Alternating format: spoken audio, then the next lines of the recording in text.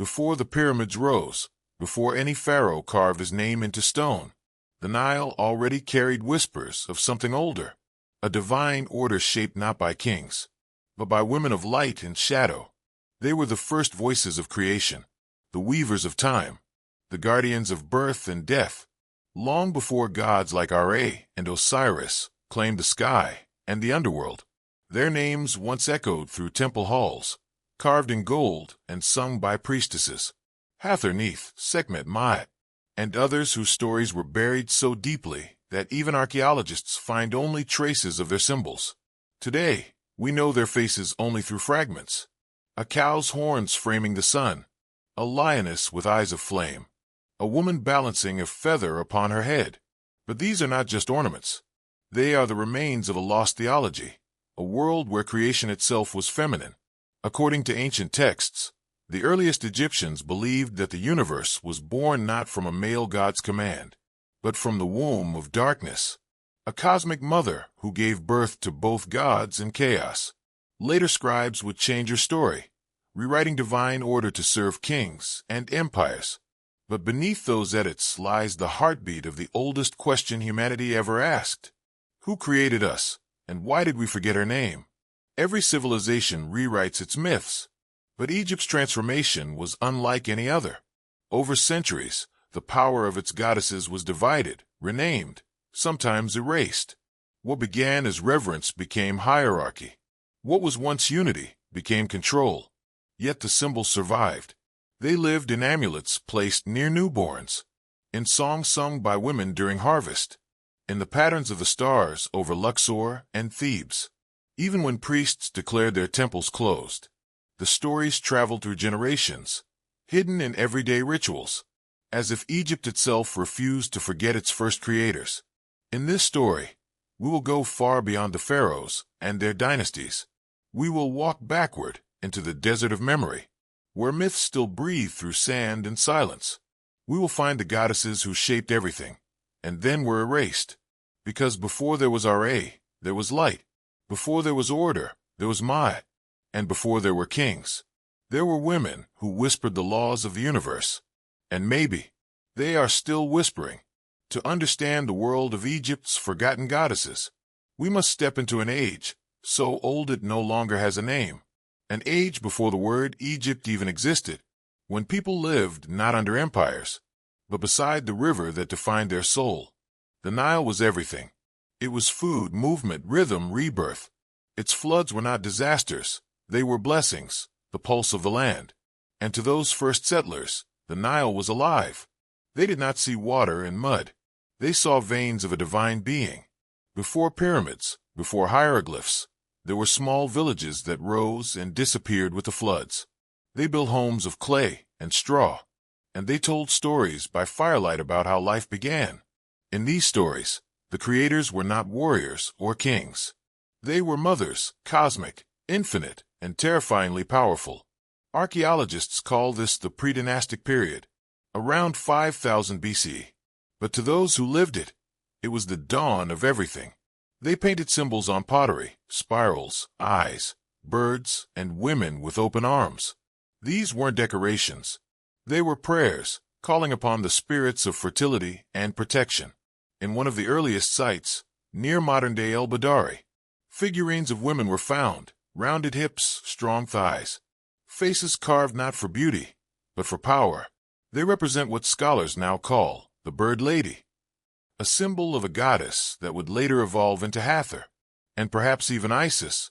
The farther you travel along the Nile, the more you find her image, changing, merging, sometimes taking the form of a cow, sometimes a lioness, sometimes a vulture, each one representing creation, protection, and destruction in balance. This is what made Egypt unique. It was not ruled by fear of the gods, but by harmony with them. The people believed that everything had its opposite, and that both were needed for the world to exist. Life and death, order and chaos, male and female. None could exist without the other. The earliest temples were not yet stone giants. They were gardens, small shrines made of reeds and mud brick, built on islands and hilltops to escape the floods. There, priestesses, not priests, performed rituals for fertility, crops, and childbirth. They sang to the river as if speaking to a living being, and in return, the river gave them abundance. It is no coincidence that some of Egypt's oldest deities were female. Neith, the weaver of the universe, who existed before time and birthed the sun itself. Hathor, the mother of joy, love, and music, whose laughter was said to make the desert bloom. And Mythology, the embodiment of truth and balance, without whom the world would collapse into chaos. Centuries later, when the first kings rose in the north and south, they would adopt these goddesses as symbols of legitimacy. Every pharaoh claimed to live in Mythology, to rule through balance. Every royal crown carried the horns of Hathor. Every temple echoed the words once spoken by women. But something changed as power centralized. As cities grew, so did temples and hierarchies. The divine balance began to tilt. The goddess who once ruled creation became a consort. Her temples were renamed. Her stories were rewritten to place her beneath the male sun. Still, the echoes remained. You can feel them in Dendra, where Hathor's temple stands like a hymn carved in stone. You can feel them in Sais, where Neith was once worshipped as the mother of all gods, and even in the smallest amulets buried with peasants. There she is, the ancient mother, holding the world together in silence, because Egypt was never truly conquered by its kings. It was built by the rhythm of its river, and the river remembered her name. Every myth begins as a whisper, a story told to explain what cannot be seen. And in ancient Egypt, those whispers began with the river, the stars, and the womb. The oldest stories were not written. They were sung by midwives, by farmers' wives, by priestesses standing under moonlight. Their songs spoke of the first light, breaking through the waters of chaos, and of a great mother, the one who birthed both gods and men, and then withdrew into silence. Her name was different in every village. Some called her Miheweret, the celestial cow who carried the sun across the sky. Others called her Neith, the weaver of the world, the one who created herself and then spun the universe from her own being. In the oldest texts, Neith speaks, "I was before creation, before the gods were born. I am the one who made the sun to rise." Long before the famous gods, Ra, Osiris, Horus, there was only her. She represented the very principle of life arising from nothing, the power to create without violence, without conquest. It was creation through breath, milk, and song. This is what made Egyptian mythology unlike any other. Its first divine act was not war, but birth. As villages grew into cities, and cities into kingdoms, these local stories began to merge. The myths of the south met those of the delta. Each region carried its goddess, the lioness, the cow, the vulture, the cobra, and together they formed the great pantheon of divine women. Over time, the oral traditions were written on papyrus, and then on temple walls. But each inscription carried traces of older faiths, echoes of the time when women and the divine were inseparable. One of the earliest written references to a goddess appears in the pyramid texts, carved around 2400 BCE. They speak of Nut, the sky goddess, whose body arches over the world like a dome of stars. She swallows the sun each night and gives birth to it again each morning. Even the sun god depends on her. She is his mother and his grave. This theme repeats again and again in Egyptian cosmology. Life emerging from the feminine, returning to it, only to be reborn. When later scribes standardized the myths, they tried to organize these divine women into families, wives, mothers, sisters, but in doing so, they reduced their original power. The cosmic creators became companions to male gods. Neith was called the mother of Ra. Hathor became the wife of Horus. Isis, the devoted sister of Osiris. Yet, within those new titles, fragments of the old world remain. Neith's temple still declared, "No man gave birth to me." And the priestesses of Hathor still performed the rituals of the cow mother, pouring milk over the altars to renew the world. Archaeologists have found countless amulets in tombs, women nursing infants, cows with sun discs, vultures with spread wings carved over the bodies of queens. Each one is a clue to the forgotten matriarchal theology, a belief not in domination, but in balance. To the ancient Egyptians, creation was not a single act. It was a cycle, eternal, self-renewing. And at the center of that cycle stood the goddess. She was not a figure to worship and fear, but a presence to live with, to imitate, to honor through daily acts of care. When a woman gave birth, she reenacted the myth. When she fed her child, she became Hathor. When she defended her family, she embodied Sekhmet. And when she spoke truth, she invoked Mythology. The myths were never just stories, they were mirrors of life. And perhaps that is why they endured for so long. Because to forget the goddess was to forget the meaning of life itself. But as Egypt changed, so did its rulers, and they needed the gods to look more like kings. That is when the rewriting began. Every civilization tells its story through its gods. And in Egypt, those gods first wore the faces of women. Each goddess was not just a name, she was a force, a law of nature personified, a fragment of the original mother that the people once believed birthed the world. Let's meet them, not as distant idols of stone, but as living symbols of what Egypt once understood about balance, creation, and power. Neith is the oldest name we know, older than Osiris, older even than Ra. She was said to have existed before there was a before. In the temple of Sais, her walls bore the inscription, "I am all that has been, all that is, and all that will be. No mortal has ever lifted my veil." To the Egyptians, Neith was the essence of creation, a divine weaver sitting at the loom of the cosmos. From her threads came stars, gods, and time itself. Yet she was not only a mother, she was a warrior too. She carried bow and arrows, symbols of focus and precision. She gave life, and she defended it. Her duality fascinated later philosophers. How could the same goddess create peace and war, milk and blood, womb and weapon? But for the ancients, this was not contradiction. It was harmony. To create, one must also protect. When the Greeks later encountered her, they saw in Neith their own Athena, a weaver and warrior both. But Neith came thousands of years earlier. If Neith was the loom, Hathor was the song. Her name means the house of Horus. But long before she was called that, she was simply the Lady of the Sky. She ruled over love, music, fertility, celebration, and the afterlife. To her worshippers, she was both mother and mirror. Hathor's temples were filled with music, perfumes, and laughter. Women painted their eyes in her honor, and men left offerings of wine and dance. Her festivals were among the most joyous in all of Egypt, moments when the divine and human merged through rhythm and delight. But Hathor was not only the goddess of tenderness. When the balance was broken, she became Sekhmet, the lioness of vengeance. This transformation reveals one of the deepest truths of Egyptian theology. The same energy that brings joy can also destroy. If the world forgets balance, her name means the powerful one. She is often shown with a lioness head and the sun blazing above her. According to legend, when humanity disobeyed the divine order, Ra sent Sekhmet to punish them. Her rage was unstoppable. She burned cities, devoured armies, until the gods themselves grew afraid.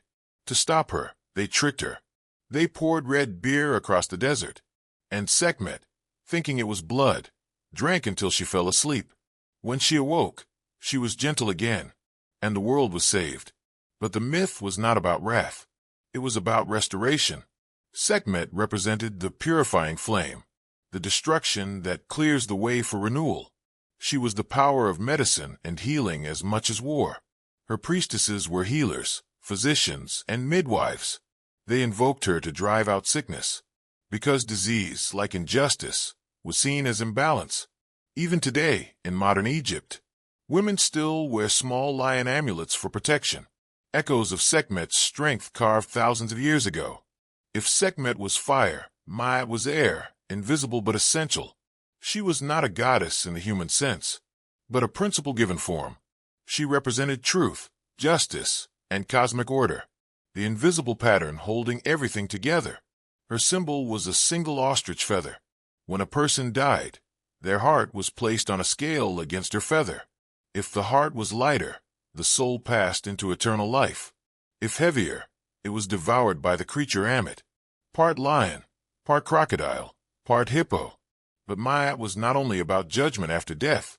She governed how people lived every day. To live in Ma'at meant to live in harmony, to speak honestly, to act justly, to honor balance. Even the pharaoh was said to uphold Ma'at. Without her, the world would collapse into chaos. Isfit.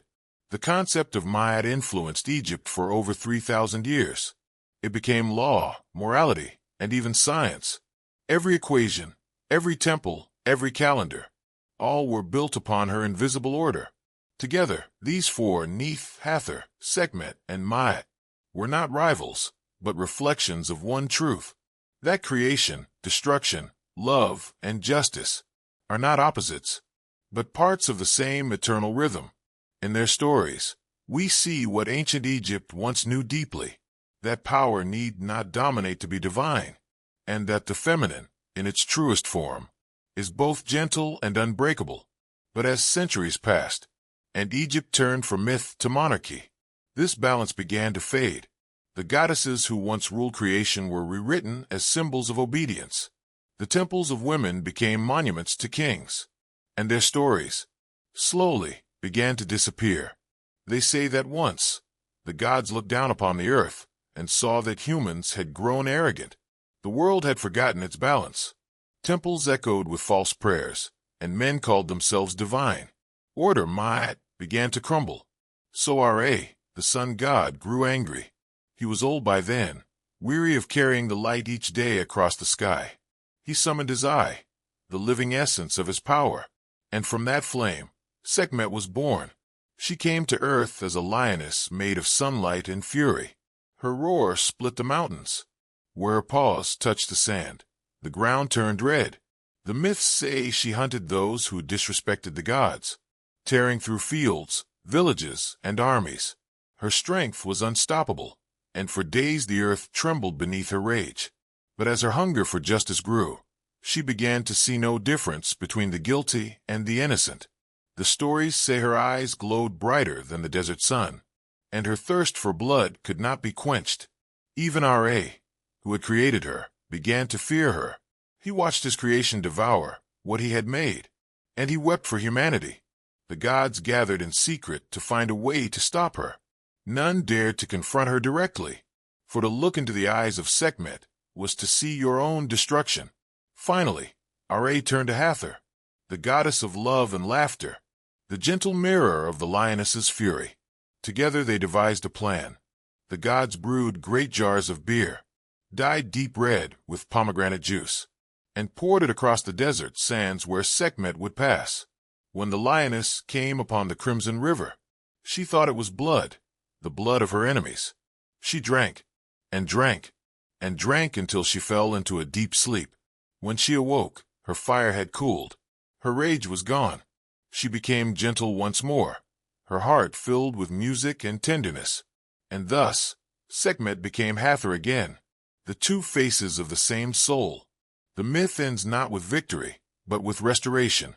It teaches that power without compassion consumes itself, that justice, when it loses empathy, becomes destruction, and that even the fiercest energy can be transformed through love. This story was not just a tale told by priests.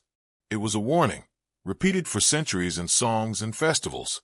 Each year, during the season of flooding, Egyptians celebrated the festival of drunkenness. They drank red wine to honor the moment Sekhmet was pacified, to remind themselves that chaos can be soothed, not slain. Archaeologists have found entire temple walls covered with scenes of this story. At Dendera and Memphis, columns still bear the image of the lioness drinking from the flood, a silent record of humanity's first understanding. That anger must eventually give way to mercy. Some scholars say this myth mirrors the rhythm of the Nile itself, its annual destruction and renewal. Each year, the river drowned the fields, only to leave behind the black soil that made life possible. Destruction was never the end. It was part of creation. And so, the people of Egypt did not fear Sekhmet. They prayed to her. They called upon her to burn away sickness, lies, and injustice. Her priests were physicians and healers, and they said that every cure began with fire, not the fire that consumes, but the fire that purifies. In the myth of Sekhmet, the goddess was not punished for her wrath. She was guided back into balance. Because in Egypt's oldest belief, nothing was ever truly evil, only out of harmony. And every storm, every war, every wound, was simply the world trying to find its way back to Ma'at. And yet, even as her legend endured, the world that once understood her began to change. Temples grew taller, hierarchies thicker, and the voices of women grew fainter. The myths still spoke of balance, but the power had already begun to tilt toward kings, toward sun gods, toward the masculine order. Soon, the goddesses who once shaped the cosmos would be rewritten as symbols of loyalty and love, not power, and that rewriting would mark the beginning of their disappearance. There's a story, quieter than Sekhmet's roar, but just as powerful. It is not about battle or blood. It is about silence, judgment, and the invisible thread that held Egypt together for thousands of years. The story of Ma'at begins not in temples, but in the heart. It was said that when the first light broke through the chaos of creation, it did not come as sound or flame. It came as balance. The sky rose above, the earth settled below, and between them lay the perfect order of Ma'at. She was not born. She simply was. The eternal truth, the rhythm of stars, the harmony that allowed breath to exist. In every temple, her feather rested above the altar, reminding priests and kings alike, the world survives only as long as we honor the balance. The legend says that when the first pharaoh ascended the throne, he swore not allegiance to Ra, nor to Osiris, but to Ma'at. He vowed to live in her, to speak truth, to act with justice, to maintain harmony between gods, people, and nature. As long as he did, the Nile would flood, the crops would grow, and the stars would stay in their courses. But if he failed, if he lied, oppressed, or let greed rule, the order would collapse, and Egypt would fall into darkness. There are inscriptions from the Old Kingdom that still repeat this oath: to act in Ma'at, to speak in Ma'at, for Ma'at is the breath of the world. For centuries, this principle guided everything: law, art, even architecture. Temples were built in perfect symmetry to reflect her. Each measure of stone, each shadow, each sound, designed to echo balance. Even the music played during rituals followed precise mathematical scales that mirrored the orbits of the planets. But over time, as dynasties changed and rulers sought glory beyond the gods, Ma'at became more symbol than substance. Pharaohs began to wear her feather as decoration, not as devotion. Judges invoked her name, but ignored her law. The word truth became something to carve in stone, not to live by. The myth says that when Ma'at was forgotten, the scales of the world began to tremble. Chaos, Isfit, returned through cracks in human hearts. Floods came too early, or too late. The harvest failed. Temples fell silent. It was as if the goddess herself had turned away, watching from the stars as her creation drifted toward disorder. Yet she never disappeared. The Egyptians believed that even if kings forgot her, the dead could not. For every soul, upon death, stood before her scales. The heart, symbol of one's true self, was weighed against her feather. If it was heavy with lies, it sank. If it was light with truth, it rose. And so, even when her temples crumbled, Ma'at's power endured in the minds of ordinary people. A farmer who measured grain fairly, a mother who told her child not to lie, a builder who aligned his stones with the stars. Each of them kept her alive. In the end, Ma'at was not just a goddess. She was the conscience of a civilization. And like all consciences, she faded not when she was denied, but when she was ignored. Modern scholars say that Egypt's fall was political. Invasions, drought, misrule.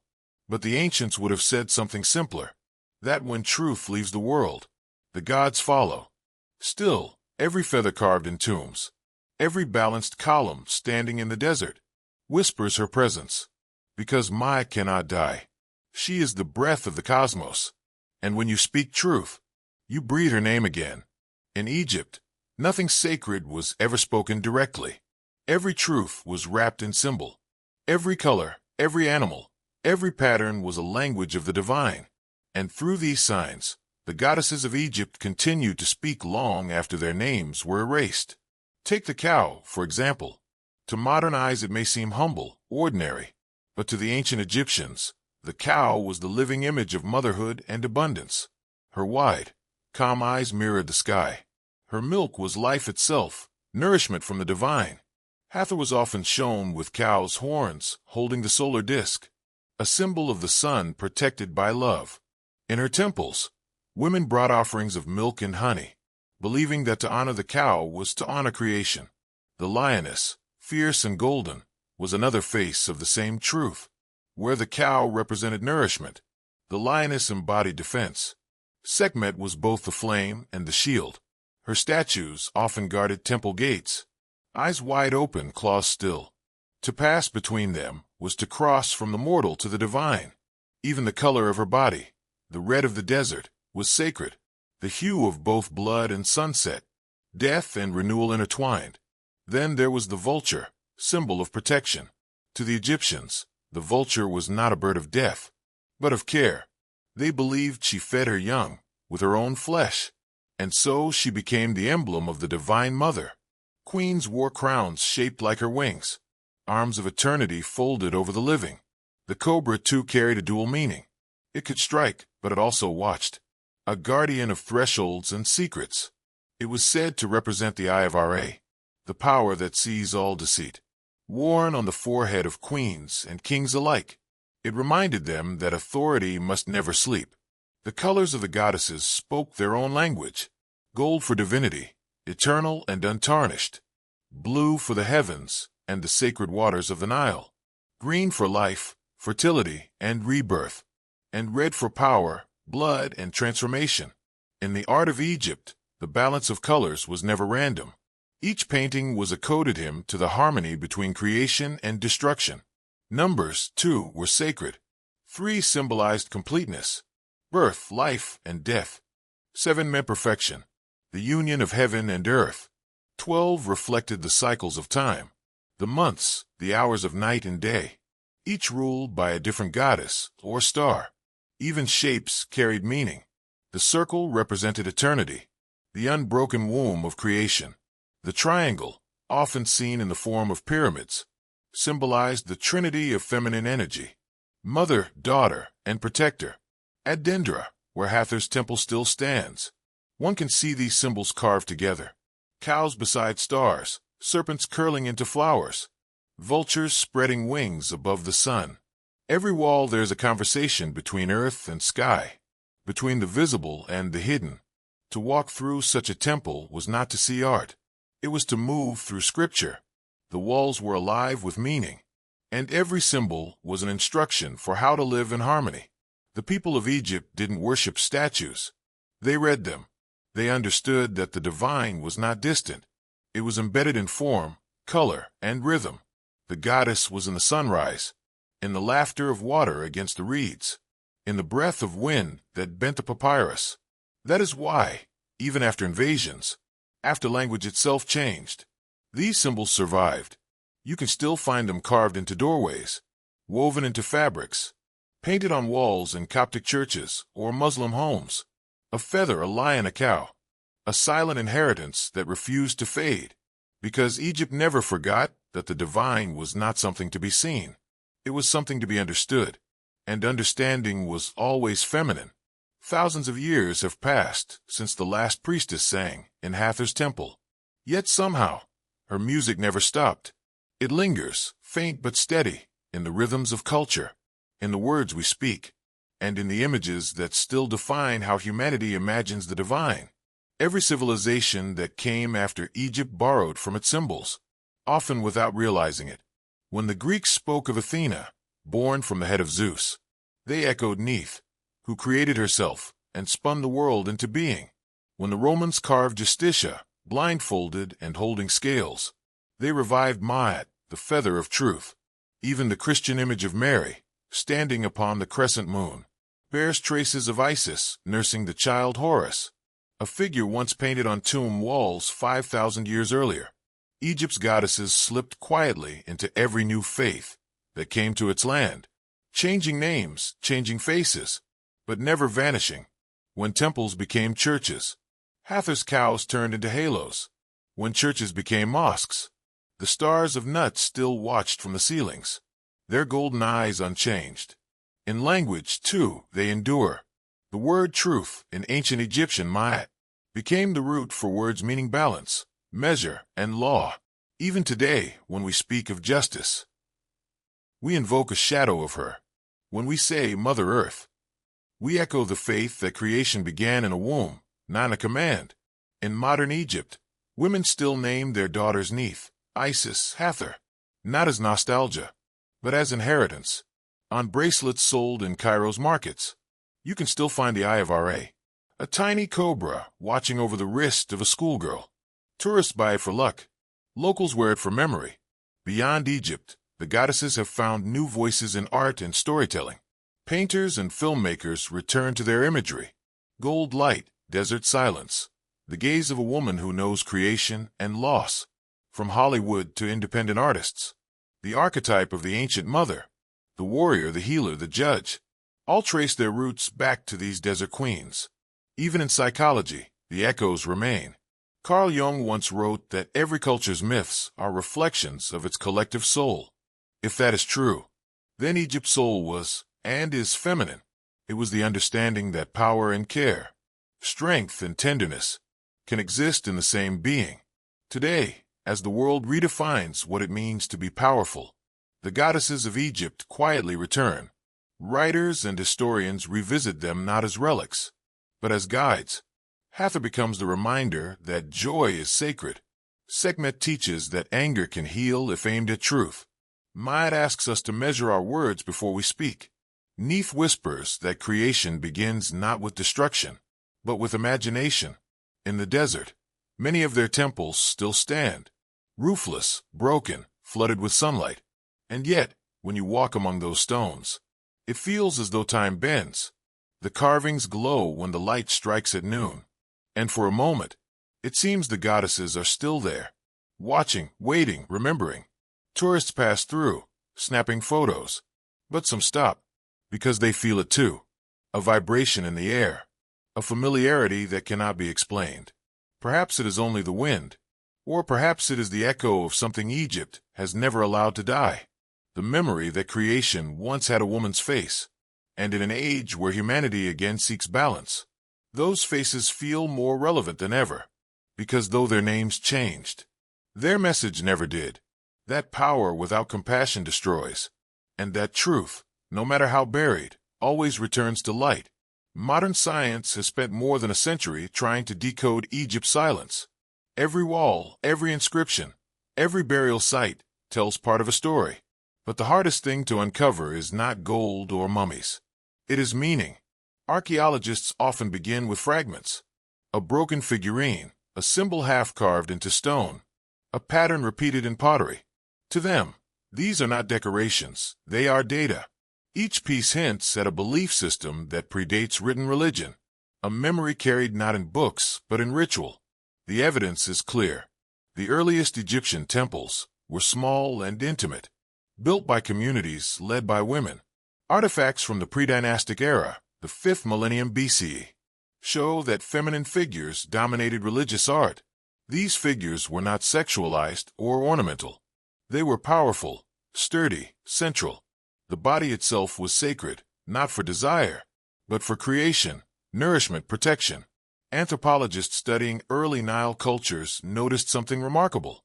The shift from female-centered spirituality to male-dominated pantheons occurred exactly when agriculture became state-controlled, when food, the source of life, became the property of kings. So did the divine. The goddesses who once embodied the fertility of the land were gradually rewritten as servants of the throne. It wasn't only a theological change, it was a political one.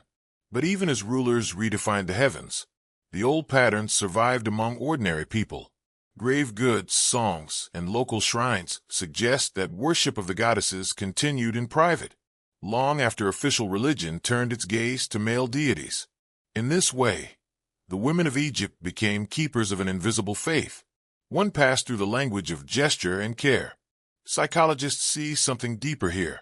Carl Jung called these figures archetypes, ancient images embedded in the human mind, appearing across all cultures in slightly different forms. The mother, the healer, the warrior, the judge. They appear in myths from Africa to the Arctic. Their faces change, their names change, but the emotions they represent never fade. The Egyptian goddesses, then, are not just historical relics.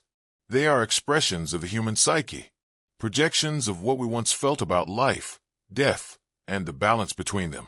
When we speak of Mythology, we speak of our need for truth. When we invoke Sekhmet, we face our anger. When we remember Hathor, we rediscover joy. Some researchers go further. They suggest that the persistence of feminine divinity in Egypt reflects something physiological, the deep neurological connection between nurture and perception. In early societies, women's roles in childbirth and community care made them natural symbols of continuity. To ancient eyes, the ability to give life and sustain it was the closest thing to divine power imaginable.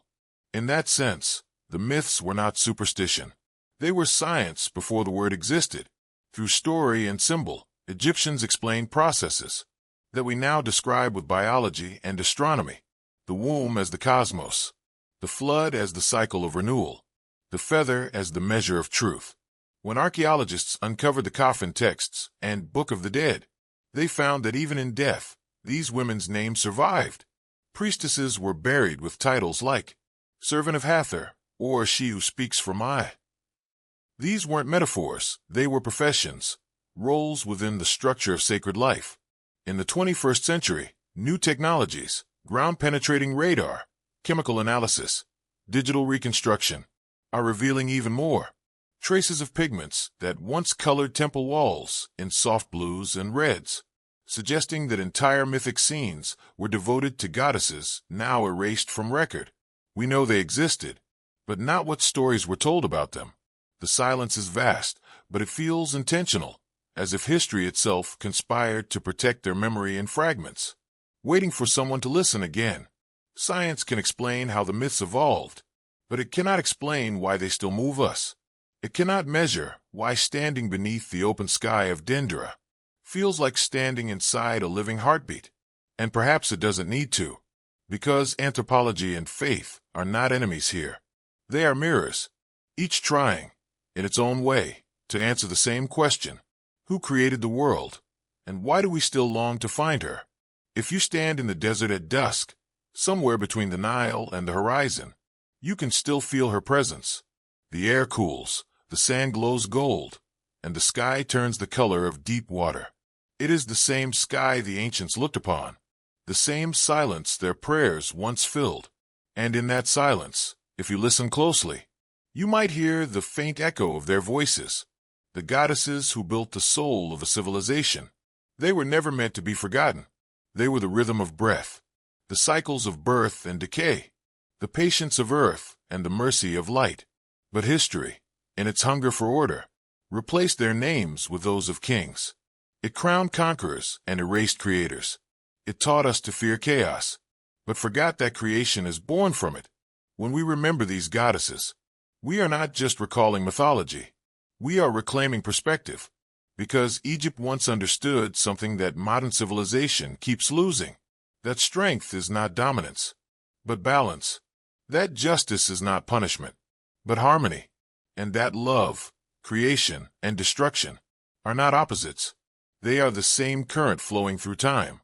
Neith taught that everything is woven together, that even the smallest action pulls on the threads of the universe.